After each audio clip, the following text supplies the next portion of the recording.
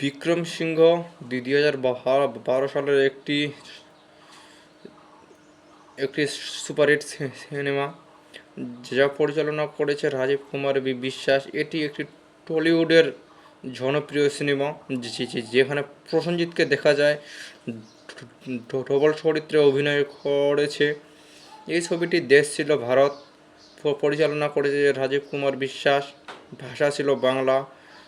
এই ছবিটি অ্যাকশন এবং সুপারহিট হয়, এটি অনেক ভাইরাল একটি ছবি। এই ছবিটিতে পরে হিন্দিতে ডাব মুভি হিসেবে করা হয়। ছবির গল্প শুরু হয় গুপি নামে এক ছোটোখাটো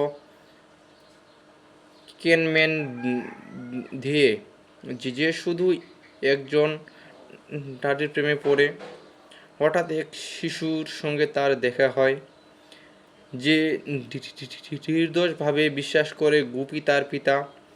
এরপর গুপি জীবনের বিপজ্জনক আক্রমণে পড়ে এবং সে জানতে পারে তার দৈত্য প্রতিছবি পুলিশ অফিসার এসিপি বিক্রম সিংহ, যিনি একই সময়ে একই দুর্গের মানুষের একমাত্র আশা।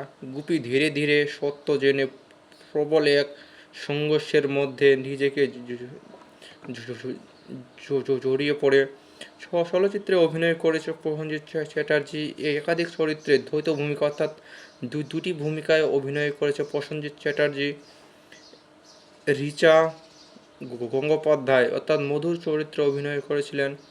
এছাড়া আরও অনেক অভিনেতা এই ছবিতে অভিনয় করেছে এবং এই ছবিতে সঙ্গীত করেছেন বাপ্পি লাহিড়ী ও শ্রীপ্রীতম সেন। ছবিটি বক্স অফিসে সুপারহিট হয়।